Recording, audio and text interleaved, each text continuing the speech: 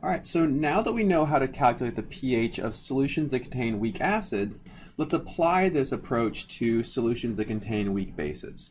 So whenever we have a weak base, we want to write out a base dissociation reaction where that base reacts with water and it undergoes this equilibrium where we generate the conjugate acid and we generate hydroxide. Okay, and we know that this reaction is governed by Kb, the base dissociation constant. So let's go ahead and say we have a solution that is 5 millimolar sodium acetate. Okay, so we recognize acetate as one of our common polyatomic ions, and we also can recognize that acetate is a base. Okay, and it's a weak base, and we know that because we can find it in our table of pKa's. So let's flip that really quickly here. What we first want to do is to find acetate in our column of bases. And if you look closely, you can find acetic acid here. So the conjugate base of acetic acid is acetate, and acetic acid has a pKa of 4.75. So we know that we can figure out the pKb from the pKa by taking 14 minus the pKa.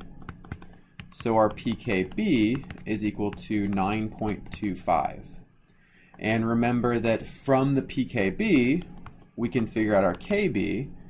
It's equal to 10 to the negative 9.25.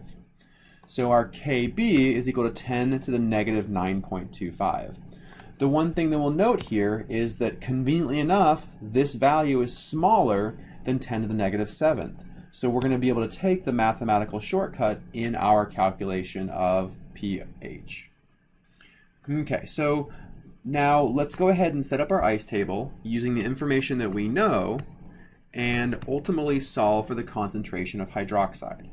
Initially, we have 5 millimolar acetate, so 0.005 molar. We have 0 of our products. We lose X. We gain X. At equilibrium, we have 0.005 minus X. We have X, and we have X. So we know that we can take these values, these equilibrium values, and plug them into our equilibrium constant expression, which is Kb equals the concentration of HA, the concentration of hydroxide, over the concentration of acetate. Okay, so we figured out on the other page that Kb is equal to 10 to the negative 9.25. And we'll now plug in our values from our ice table.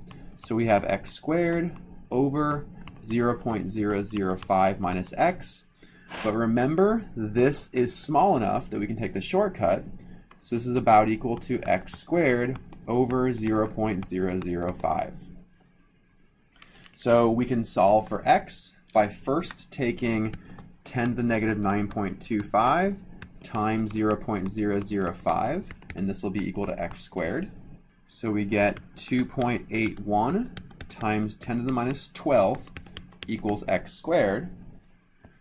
And then taking the square root of both sides gives us x equals 1.678 times 10 to the minus 6th.